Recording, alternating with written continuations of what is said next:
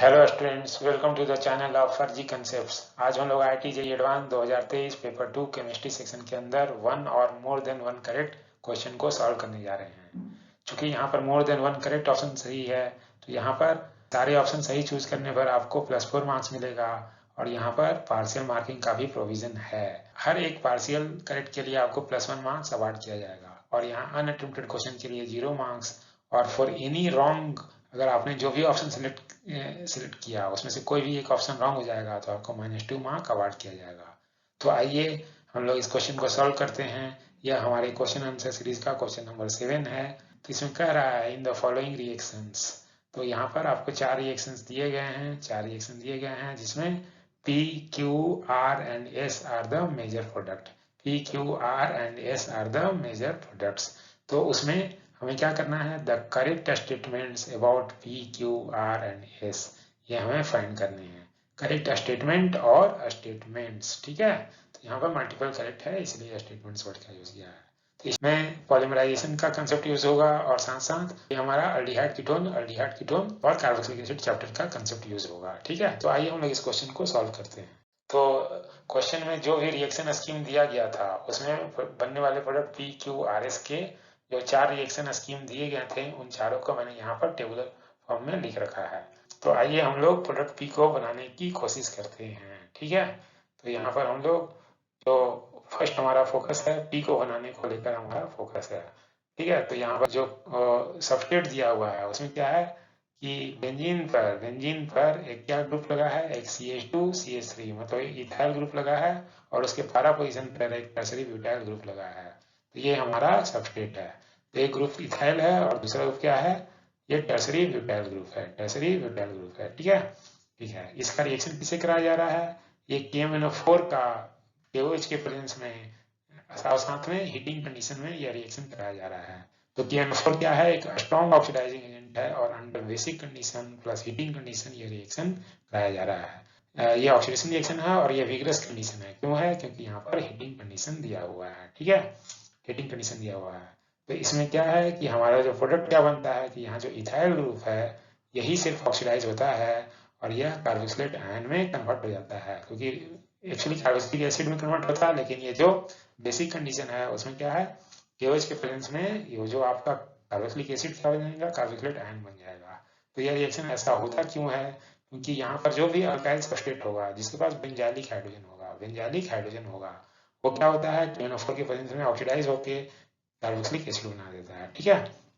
तो यहाँ पर बेंजाइलिक हाइड्रोजन कहाँ पर है, अगर हम लोग बेंजाइलिक हाइड्रोजन को एक बार देखना चाहें तो ये बेंजीन रिंग है, इससे जुड़ा हुआ जो फर्स्ट कार्बन होता है उसे हम लोग बेंजाइलिक कार्बन कहते हैं, ठीक है। तो यहाँ 2 बेंजाइलिक कार्बन है, लेकिन इसी बेंजाइलिक कार्बन पर यहाँ पर 2 हाइड्रोजन ग्रुप अवेलेबल है, यहाँ पर 2 हाइड्रोजन ग्रुप हैं, लेकिन ये जो टर्सरी ब्यूटाइल ग्रुप है यहाँ पर कोई भी बेंजाइलिक हाइड्रोजन नहीं है। तो इस टर्सरी ब्यूटाइल का ऑक्सीडेशन नहीं होगा, तो यह पार्ट आपका इंटैक्ट रहेगा। लेकिन जो इथाइल था, क्योंकि इसके पास बेंजाइलिक हाइड्रोजन था, इसलिए यह पूरा का पूरा इंटायर पार्ट ऑक्सीडाइज होकर कार्बोक्सिलिक एसिड बनेगा जो under basic condition carboxylate ion देगा, जो कि काउंटर आयन पोटेशियम आयन के साथ रहेगा। अब सेकंड स्टेप में क्या है, H3O+ डाला गया है। H3O+ क्या है, जस्ट एसिड है, तो यहाँ पर क्या होगा, प्रोटोनेशन होगा, क्योंकि यहाँ पर क्या है, कार्बोक्सिलेट आयन है। तो जब आप इसे प्रोटोनेट कर देंगे तो यह क्या हो जाएगा, कार्बोक्सिलिक एसिड में कन्वर्ट हो जाएगा, ठीक है। तो यही हमारा प्रोडक्ट P है। P को हमने आइडेंटिफाई कर लिया, ठीक है। P हमारा प्रोडक्ट है और P का नाम हम लोग बोले थे ये पारा टर्सरी ब्यूटाइल बेंजोइक एसिड है। इतने पार्ट को आप बेंजोइक एसिड बोलेंगे और ये इसके पारा पोजीशन पर क्या लगा है, टर्सरी ब्यूटाइल ग्रुप लगा है, ठीक है।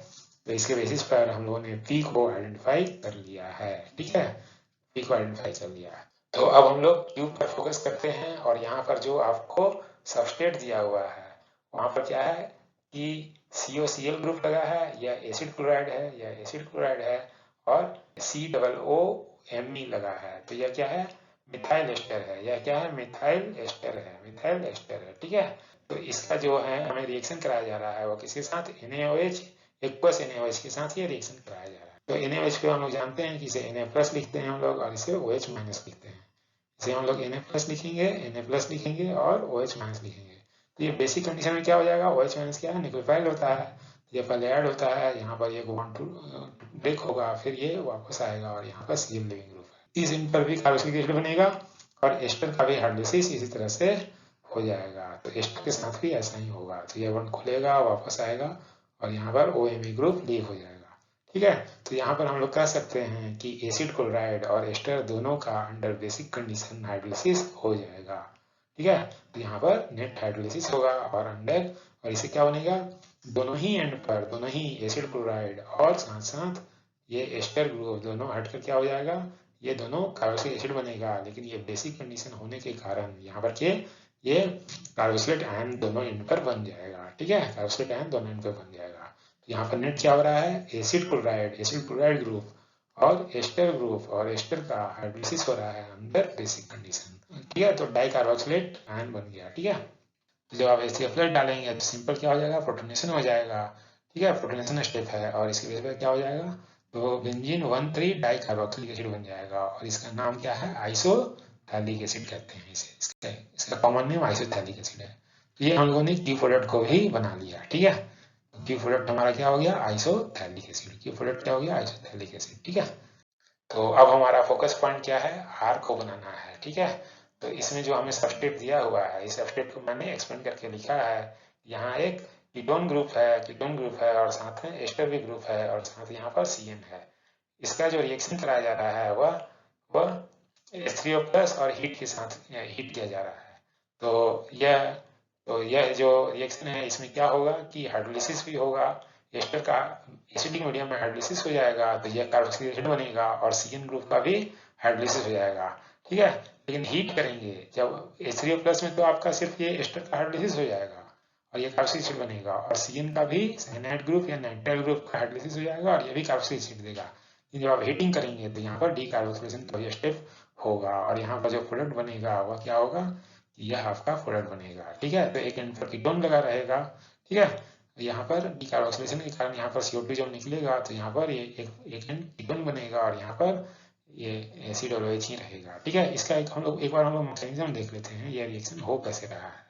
ठीक है, तो पहले स्टेप में जब H3O+ आप डालेंगे तो क्या होगा, एस्टर का हाइड्रोलिसिस होगा और CN का भी हाइड्रोलिसिस होगा। यहाँ CN और एस्टर दोनों का हाइड्रोलिसिस हो जाएगा तो ये एंड कार्बोक्सिलिक एसिड बन गया और ये वाला एंड भी कार्बोक्सिलिक एसिड बन गया।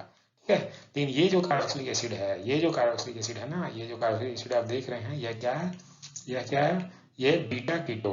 ये मेन फंक्शनल ग्रुप क्या है, मेन फंक्शनल ग्रुप का पहले पोजीशन को आप अल्फा बोलते हैं और दूसरे पोजीशन को बीटा बोलते हैं। ये बीटा कीटो कार्बोक्सिलिक एसिड है। ये क्या है, बीटा पोजीशन पे कीटो है। तो बीटा कीटो कार्बोक्सिलिक एसिड को जब आप हीट कर देते हैं, जब अगला स्टेप में आप क्या करेंगे, बीटा कीटो कार्बोक्सिलिक एसिड को हीट करेंगे आगे स्टेप में। तो इसे हम लोग इसी स्ट्रक्चर को एक बार मैं ऐसा लिखा हूँ। ठीक है, ऐसा लिखा हूँ क्योंकि जिसे जब आप इसे हीट करेंगे ना तो इसमें डीकार्बोक्सिलेशन हो जाता है, इसमें CO2 ग्रुप निकल जाएगा, CO2 ग्रुप निकल जाएगा। तो ये डीकार्बोक्सिलेशन होता कैसे है, क्योंकि होता कैसे है कि ये वाला बॉन्ड यहाँ आएगा, ये बॉन्ड इधर जाता है और ये बॉन्ड टूटकर इधर आ जाता है।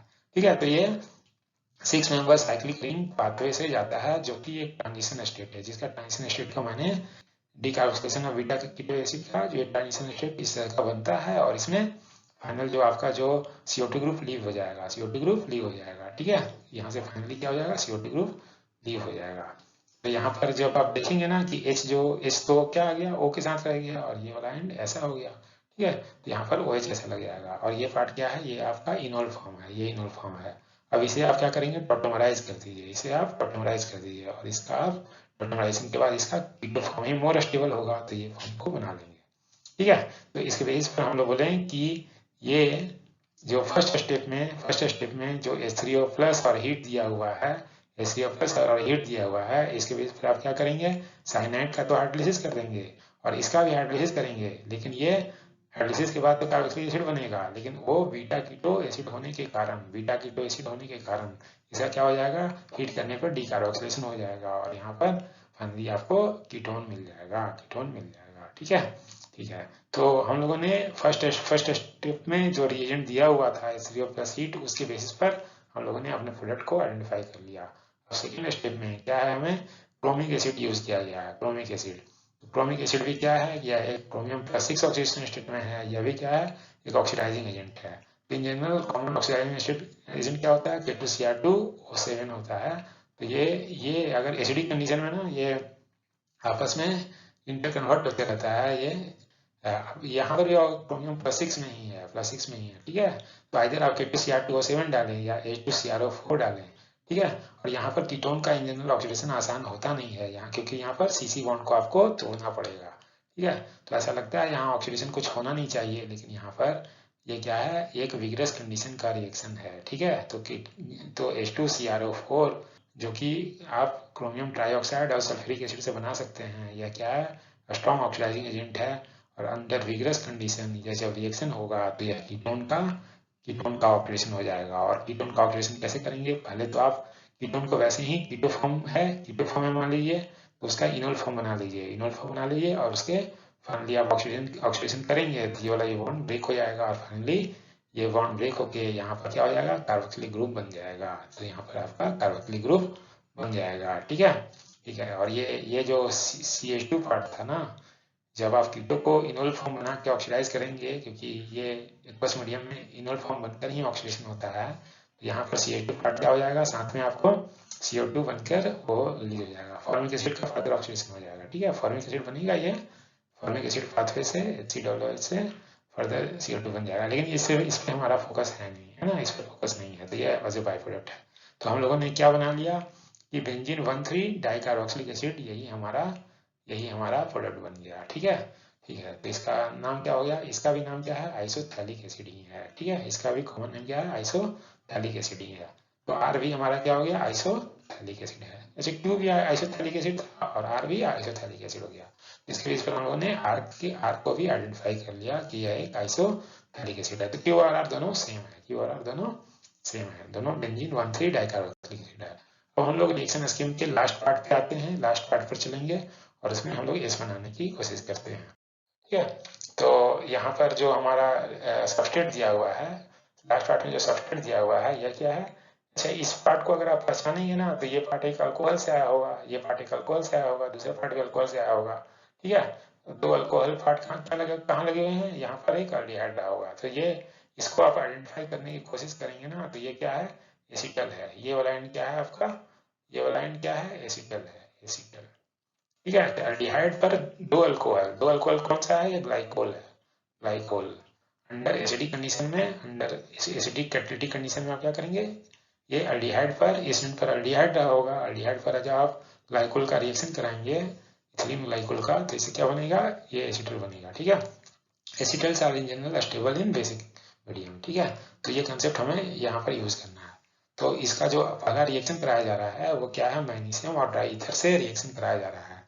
और मैग्नीशियम ड्राई ईथर में लोग जानते हैं कि यहाँ पर क्या होगा, फॉर्मेशन ऑफ गिग्नार्ड एजेंट होगा। तो यहाँ पर जो अल्काइल ब्रोमाइड है, यहाँ अराइल ब्रोमाइड है, अराइल ब्रोमाइड से आप क्या करेंगे, मैग्नीशियम ड्राई ईथर और हीट करने पर क्या बनता है, ये गिग्नार्ड एजेंट बन जाएगा, ठीक है। तो ArMgBr हो गया, ठीक है। तो यह है गिग्नार्ड एजेंट है।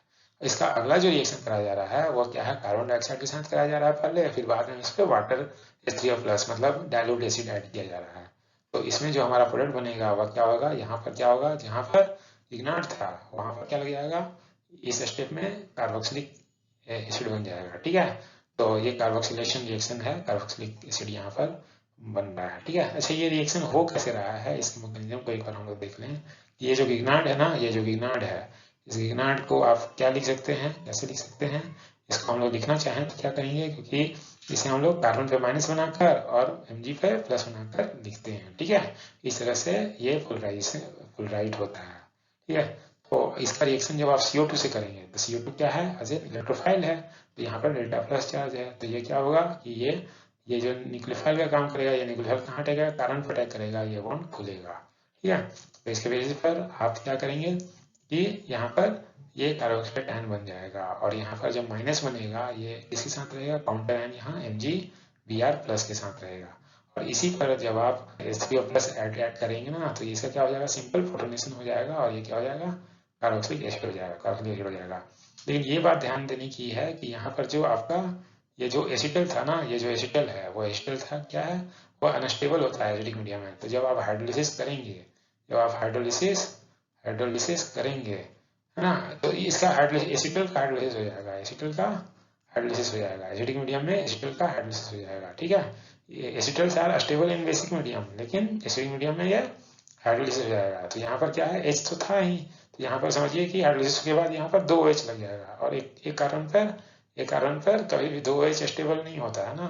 तो इसके बेस पे क्या करेंगे, जब आप वाटर निकाल देंगे तो यहाँ पर क्या बन जाएगा, एल्डिहाइड बन जाएगा, एक एंड एल्डिहाइड बन जाएगा। ठीक है, ठीक है। तो ये वाले एंड से अगर लगा हुआ था तो ये पार्ट एल्डिहाइड बन जाएगा, तो ये आपका एल्डिहाइड बन जाएगा। ठीक है, तो यहाँ पर जब आपने यहाँ पर H3O+ डाला तो आपको ध्यान रखना है कि यहाँ 2 स्टेप होगा। पहला स्टेप तो प्रोटोनेशन होगा, ठीक है। यहाँ जो O- था वो क्या करेगा, H+ ले लेगा, और दूसरा क्या होगा, जो एसिटल था वो क्या हो जाएगा, वो ब्रेक डाउन होके फाइनली वो एल्डिहाइड दे देगा, और साथ में आपको ग्लाइकोल निकल जाएगा। लेकिन ग्लाइकोल हमारा इंपॉर्टेंट प्रोडक्ट नहीं है यहाँ पर। ठीक है, तो ये जो मैं कह रहा था कि इस स्टेप पर क्या हुआ, प्रोटोनेशन हुआ और एसिटल का हाइड्रोलिसिस हो गया। ठीक है, अगले स्टेप में क्या है कि अमोनिकल सिल्वर नाइट्रेट डाला गया है, अमोनिकल सिल्वर नाइट्रेट और HCl+। अच्छा, अमोनिकल सिल्वर नाइट्रेट को हम लोग टॉलिंस रिएजेंट करते हैं, ठीक है, और ये माइल्ड ऑक्सीडाइजिंग एजेंट होता है। ये टॉलिंस एजेंट क्या करता है, ये एल्डिहाइड का टेस्ट देता है, मतलब एल्डिहाइड को ऑक्सीडाइज कर देता है, एल्डिहाइड को ऑक्सीडाइज कर देगा। तो यहाँ जो एल्डिहाइड ग्रुप था वो ऑक्सीडाइज होकर क्या हो जाएगा, वो कार्बोक्सिलिक एसिड में कन्वर्ट हो जाएगा, क्योंकि बाद में HCl+ भी डाला गया है। अमोनिकल मीडियम में ये कार्बोक्सिलिक आयन पहले बनेगा, फिर बाद में ऑक्सीडाइज होकर क्या हो जाएगा, ये मतलब बाद में ये जो H3+ आप डाले हैं उससे प्रोटोनेट होकर कार्बोक्सिलिक एसिड बन जाएगा। ठीक है, अच्छा, इसके ये कैसे होता है, इसी को सिल्वर मिरर टेस्ट भी हम लोग करते हैं, इसी को हम लोग सिल्वर मिरर टेस्ट भी करते हैं। इससे हमारा प्रोडक्ट S बन जाएगा और इसका नाम क्या होगा, टेरेप्थेलिक एसिड। अच्छा, ये स्टेप को एक बार हम लोग समझ लें कि ये रिएक्शन हो कैसे रहा है। तो इस स्टेप को अगर हम लोग समझना चाहें तो हम लोग जानते हैं कि oxidation of aldehyde by Tollens reagent. Tollens reagent क्या होता है, अमोनिकल सिल्वर नाइट्रेट होता है, जैसे यहाँ पे लिखा गया है अमोनिकल सिल्वर नाइट्रेट। ठीक है, अमोनिकल सिल्वर नाइट्रेट, ठीक है, जिसे हम लोग सिल्वर डाइएमीन कॉम्प्लेक्स के फॉर्म में भी लिख सकते हैं। तो इसमें होता क्या है कि वो एल्डिहाइड को क्या करता है, एल्डिहाइड को Ag+ आयन ऑक्सीडाइज करके कार्बोक्सिलिक आयन में कन्वर्ट कर देता है।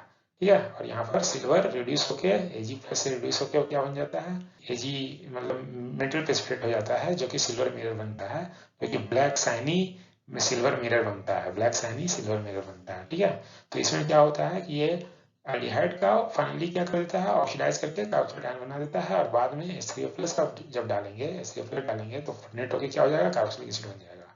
ठीक है, और यहाँ पर क्या है, बेंजीन 1,4 डाइकार्बोक्सिलिक एसिड, इसका नाम क्या है, टेरेथैलिक एसिड। ठीक है, तो इसके बेसिस पर हम लोगों ने प्रोडक्ट एस को भी आइडेंटिफाई कर लिया। ठीक है, तो यहाँ एस हमारा क्या है, टेरेथैलिक एसिड। ठीक है, तो अब हम लोग आगे चलते हैं और जो ऑप्शन दिए हुए हैं अब हम लोग ऑप्शन को सॉल्व करना चाहेंगे। तो यहाँ पर हम लोगों ने ये सारे PQRS को आइडेंटिफाई कर लिया। अब हमें क्या करना है कि जो हमें क्वेश्चन दिया हुआ है उसमें करेक्ट स्टेटमेंट और स्टेटमेंट्स अबाउट PQRS ये फाइंड करना है। तो हम लोग ऑप्शन ए को अगर रीड करें तो ऑप्शन ए में कह रहा है कि P and Q are monomers of polymer dacron and glyptal. तो हमें डेक्रोन और ग्लिप्टल जो है पॉलीमर चैप्टर में, तो उनके मोनोमर को पहले आइडेंटिफाई करना होगा। ठीक है, तो क्या P और Q उसके मोनोमर हैं या नहीं, P और Q जो दिए हुए हैं वो उसके मोनोमर हैं या नहीं। ठीक है, तो हम लोग देखेंगे कि सबसे पहले हम लोग डेक्रोन, ये जो पॉलीमर बनता है जिसका एक कॉमन नेम, ये दोनों ही कॉमन नेम है, तो डेक्रोन और टेरिलीन है ना। ये जो पॉलीमर कैसे बनता है, तो इसमें एक यूनिट इथिलीन ग्लाइकोल पार्ट से आता है, इथिलीन ग्लाइकोल रहता है, और एक ये टेरेथैलिक एसिड से बनता है। ठीक है, तो इसके जो मोनोमर है, डेक्रोन के जो मोनोमर है वो इथिलीन ग्लाइकोल है और टेरेथैलिक एसिड है। ठीक है, और इसी तरह अगला जो हमारा पॉलीमर है वो ग्लिप्टल है। ग्लिप्टल जो पॉलीमर है उसके जो मोनोमर क्या है, थैलिक एसिड है, मतलब बेंजीन 1,2 डाइकार्बोक्सिलिक एसिड वाला पार्ट, और इथिलीन ग्लाइकोल है। तो ये दोनों इसके मोनोमर हैं। ठीक है, तो अब हम लोग क्वेश्चन को अब आइडेंटिफाई कर सकते हैं। तो P and Q are monomers.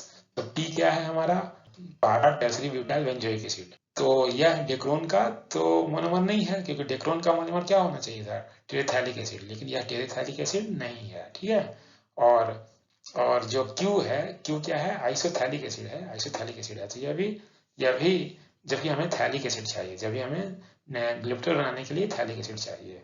तो P और Q दोनों ही अलग अलग हैं, है ना, ना तो वो थैलिक एसिड है ना ही थैलिक एसिड है। तो इसके बेस पर हम लोग कह सकते हैं कि जो हमारा यह ऑप्शन नंबर ए क्या हो जाएगा, यह इनकरेक्ट हो जाएगा। ए ऑप्शन नंबर इनकरेक्ट हो गया, तो ए ऑप्शन हमारा इनकरेक्ट हो गया। अब हम लोग क्या करेंगे कि ऑप्शन नंबर बी को तरफ चलते हैं।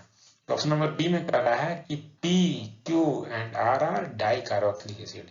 तो P is the monocarboxylic acid, but Q is a dicarboxylic acid and R is also a dicarboxylic acid। ठीक है, तो Q और R तो डाइकार्बोक्सिलिक एसिड हैं, लेकिन P is not a dicarboxylic acid। तो P के डाइकार्बोक्सिलिक एसिड नहीं होने के कारण यह ऑप्शन भी हमारा क्या हो जाएगा, यह ऑप्शन भी रॉन्ग हो जाएगा। ठीक है, यह ऑप्शन भी रॉन्ग हो जाएगा, because P is not a dicarboxylic acid, P is a monocarboxylic acid। ठीक है, और कह रहा है ऑप्शन, अब हम ऑप्शन नंबर सी को देख लें। इसमें कह रहा है compounds Q and R are the same. तो Q भी बेंजीन 1,3 डाइकार्बोक्सिलिक एसिड है और R भी बेंजीन 1,3 डाइकार्बोक्सिलिक एसिड है, और दोनों का नाम क्या है, आइसोथैलिक एसिड है, दोनों सेम है। तो Q and R are same है, तो इस बेस पर हम लोग का जो C क्या हो जाएगा, वो करेक्ट हो जाएगा, because Q and R are same. ठीक है, अब हमें कह रहा है कि R does not undergo aldol condensation. ठीक है, ऑप्शन नंबर डी में कह रहा है R does not undergo aldol condensation. ठीक है, तो हम लोग देखना चाहेंगे कि R does not undergo aldol condensation, पहला पार्ट ये सही है गलत है। तो इसके बेसिस पर मैं आपको एनसीईआरटी का पार्ट एक बार रिवाइज करवाना चाहूंगा। एनसीईआरटी में जो दिया हुआ है, एल्डोल कंडेंसेशन कौन से कंपाउंड जाते हैं, सिर्फ एल्डिहाइड और कीटोन जाता है जिसके पास एटलीस्ट 1 अल्फा हाइड्रोजन होता है। ठीक है, तो यहाँ इथेनॉल से दिखाया हुआ है कि आपको एल्डोल बन रहा है और साथ में वाटर निकलने पर ये ब्यूटेन 2 अल्कोहल होता है, तो एल्डोल कंसेंट्रेशन प्रोडक्ट। लेकिन ये सिर्फ एल्डिहाइड और कीटोन ही जाता है जिसके पास एटलीस्ट 1 अल्फा हाइड्रोजन होने चाहिए। लेकिन हमारा जो R जो है ना, R के पास क्या है, R does not undergo aldol concentration. तो ये स्टेटमेंट सही है, क्योंकि R एल्डोल कंसेंट्रेशन कौन जाता है, सिर्फ हमारा एल्डिहाइड या कीटोन जाता है जिसके पास अल्फा हाइड्रोजन होता है। लेकिन यहाँ पर क्या है, दोनों फंक्शनल ग्रुप क्या है, आपके एसिड है, तो यह एल्डोल कंडेंसेशन रिएक्शन में पार्टिसिपेट नहीं करेगा। इसलिए इतना पार्ट तो सही है, इतना पार्ट सही है। ठीक है, अब अगला पार्ट जो पूछा हुआ है, वो कहाँ से पूछा है कि S does not undergo Cannizzaro reaction. तो हमें कैनिजारो रिएक्शन को भी एक बार जानना पड़ेगा। ठीक है, तो इसके लिए भी मैं आपको एनसीईआरटी के बुक का ही डायरेक्ट पार्ट दिखाता हूँ। तो कैनिजारो रिएक्शन कौन से रिएक्शन जाते हैं, कौन से कंपाउंड जाते हैं, ये सिर्फ एल्डिहाइड जाते हैं, aldehydes which do not have an alpha hydrogen, है ना। तो वैसे एल्डिहाइड जिनके पास अल्फा हाइड्रोजन नहीं होता है, तो यहाँ पर कोई अल्फा कार्बन ही नहीं है, जैसे यहाँ फॉर्मल्डिहाइड में दिया हुआ है। ठीक है, और यहाँ बेंजल्डिहाइड में भी कोई अल्फा हाइड्रोजन नहीं है, तो ये कैनिजारो जाते हैं, और सिर्फ एल्डिहाइड ही जाते हैं, है ना, ओनली एल्डिहाइड। ठीक है, तो इसमें सेल्फ ऑक्सीडेशन और सेल्फ रिडक्शन होता है।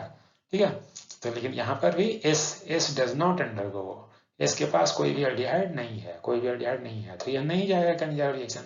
ठीक है, सिर्फ एल्डिहाइड जाते हैं, तो इसलिए यह स्टेटमेंट भी हमारा क्या हो जाएगा, तो ओवरऑल दोनों पार्ट क्या हो जाएंगे, सही है, दोनों पार्ट सही है, इसलिए ओवरऑल ऑप्शन नंबर डी क्या हो जाएगा, सही हो जाएगा। ठीक है, तो हम लोगों ने हमारे 2 करेक्ट ऑप्शन थे यहाँ पर इस क्वेश्चन में, दोनों का हमने आइडेंटिफाई कर लिया। आइए हम लोग को फाइनल आंसर को मार्क करें।